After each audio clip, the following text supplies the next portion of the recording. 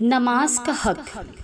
کچھ لوگوں کا کہنا ہوتا ہے کہ نماز پڑھتے ہیں مگر پھر بھی بے چینی کا شکار رہتے ہیں یا پھر اور دوسری پریشانیوں اور تکلیفوں سے گھیرے رہتے ہیں۔ ایسا کیوں؟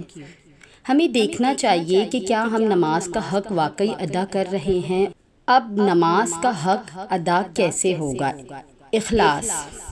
نماز محض اللہ کی رضا کے لیے ادا کی جائے، نہ کہ دکھلاوے کے لیے۔ خشوع خضوع۔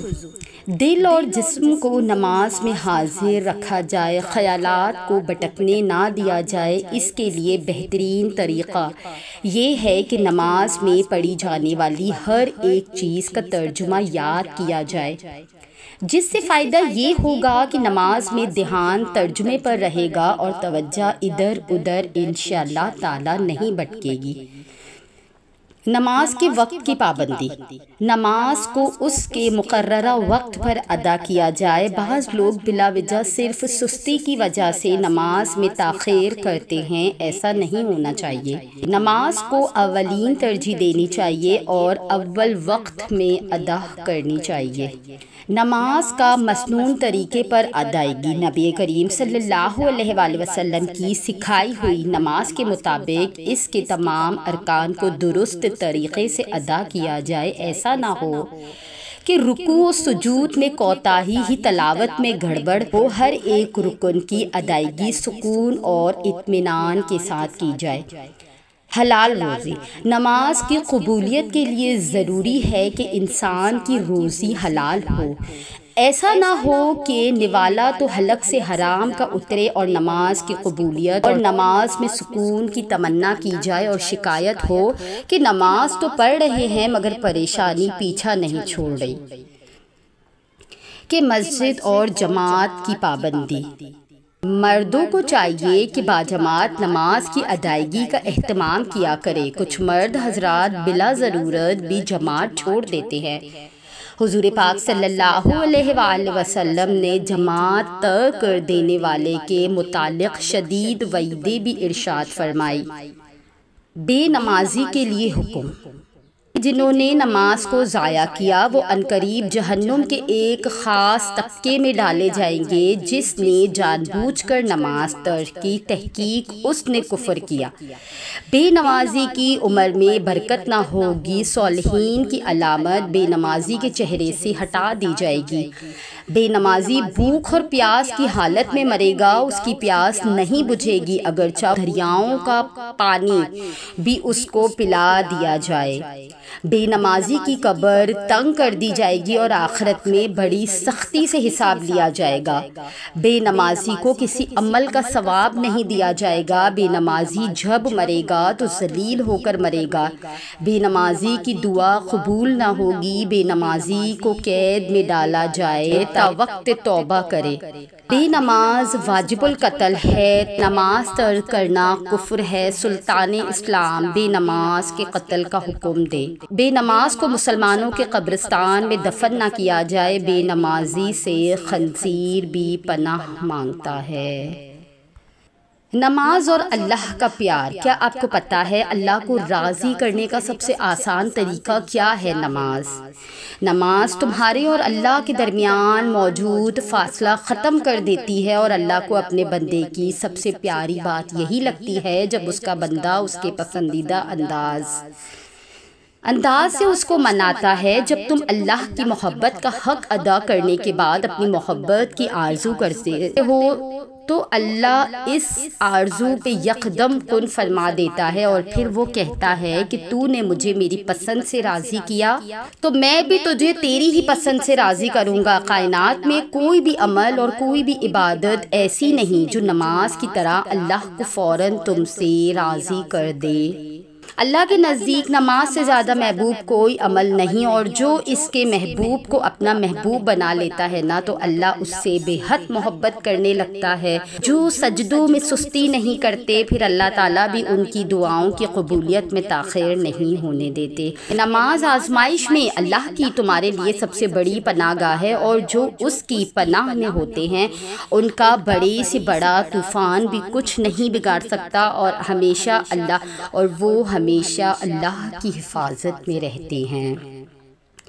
اگر طویل عرصہ نماز پڑھتے رہنے کے باوجود دل میں بغض، کینہ، حسد، پریشانی، وسوسے اور پیسے کمانے کی حد سے بڑھی ہوئی دھن موجود ہے، اگر انسان نماز پڑھتے رہنے کے باوجود دوسرے انسانوں سے بے لوث محبت کا جذبہ اپنے اندر موجزن نہ پائے، اگر اللہ کی دوستی کی طلب پیدا نہ ہو تو اپنی نماز پر غور کرنا چاہیے۔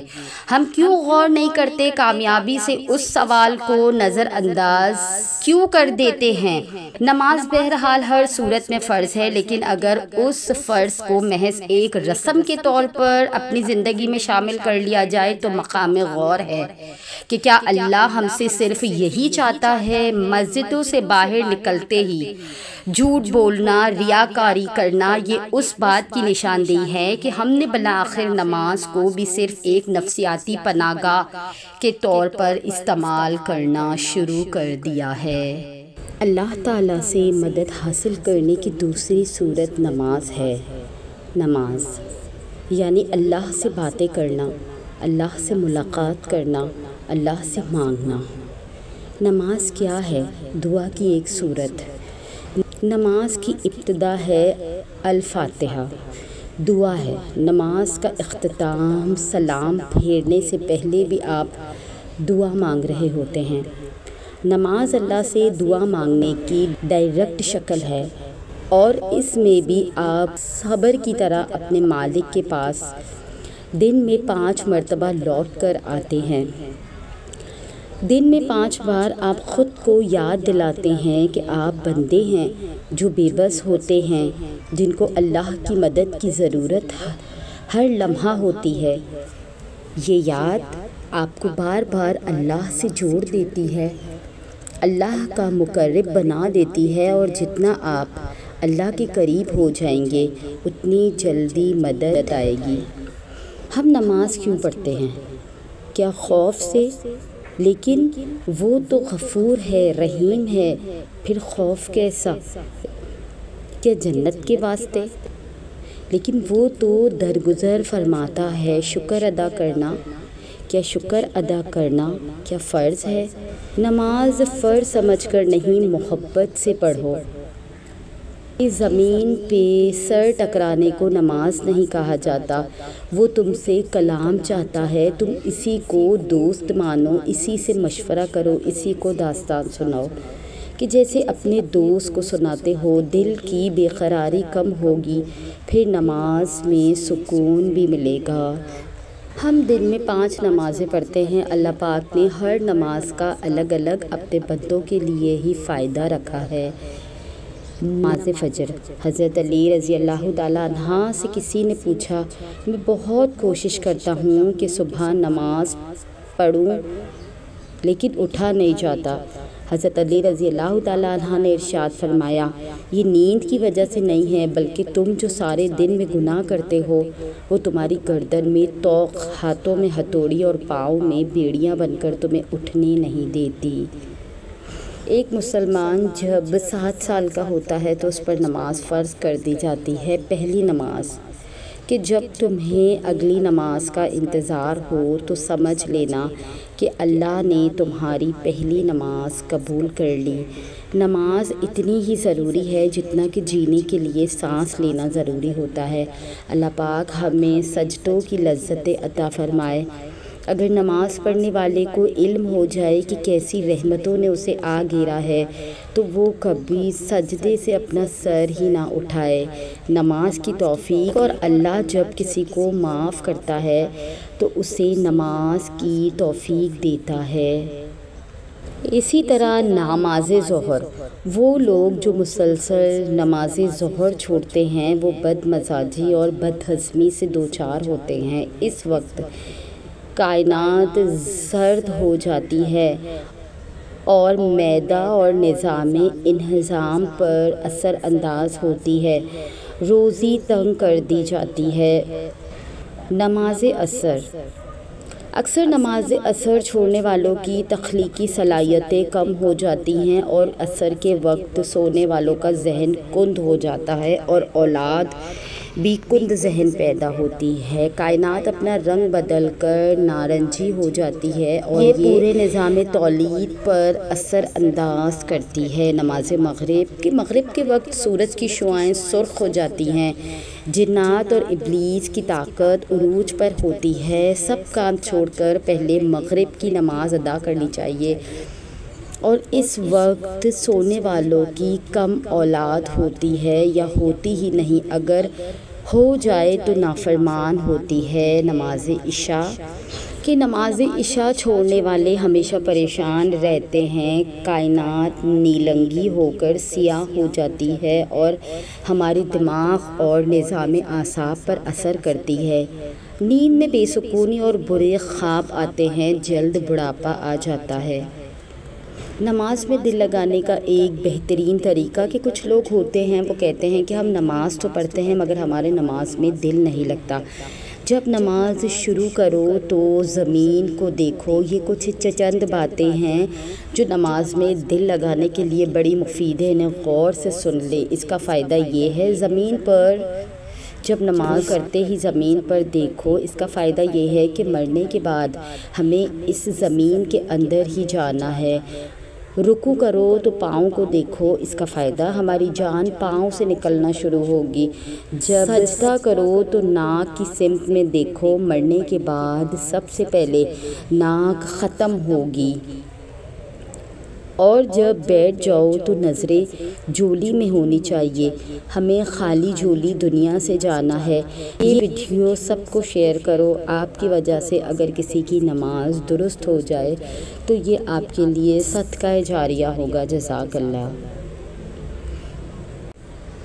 نماز پہلے یا کھانا کہ سیدنا عبداللہ بن عمر رضی اللہ تعالیٰ عنہ سے روایت ہے کہ رسول اللہ صلی اللہ علیہ وآلہ وسلم نے فرمایا، جب تم میں سے کسی کے سامنے شام کا کھانا رکھا جائے اور ادھر نماز کھڑی ہو جائے تو پہلے کھانا کھا لے اور نماز کے لیے جلدی نہ کرے جب تک کھانے سے فارغ نہ ہو جائے۔ دو نمازیں پیارے آقا صلی اللہ علیہ وآلہ وسلم کا ارشاد مبارک ہے، وہ شخص ہرگز آگ میں داخل نہیں ہوگا جو سورج نکلنے اور اس کے غروب ہونے سے پہلے نماز پڑھتا ہے، یعنی فجر اور عصر کی نمازیں۔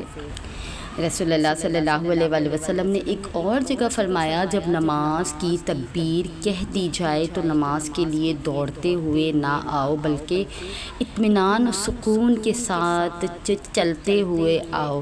تو اب جتنی پاؤ اسے پڑھ لو، جو چھوٹ جائے اسے بعد میں پوری کر لو، کہ نبی کریم صلی اللہ علیہ وآلہ وسلم کا ارشاد باری تعالیٰ ہے، نمازوں میں ایک نماز ایسی ہے اگر وہ چھوٹ جائے تو گویا اس کا گھر بار سب برباد ہو گیا، اور وہ ہے نماز عصر کی نماز۔ کہ نماز کی تو وہ شان ہے جو روک دیتی ہے طواف کعبہ کو، تو تیرے کاروبار کی کیا اوقات ہے جس کے لیے تو چھوڑ دیتا ہے نماز کو۔ نماز بھاری نہیں، بے شک نماز ضرور بھاری ہے، مگر ان پر نہیں جو دل سے میری طرف جھکتے ہیں، جنہیں یقین ہے کہ انہیں اپنے رب سے ملنا ہے اور اسی کی طرف پھرنا ہے۔ تو یہ تھی ہماری آج کی ویڈیو۔ اگر آپ ہماری اس کاوش کو پسند کرتے ہیں تو ہمارے چینل کو سبسکرائب کر کے ہمارے ساتھ جڑ جائیے۔ جزاک اللہ۔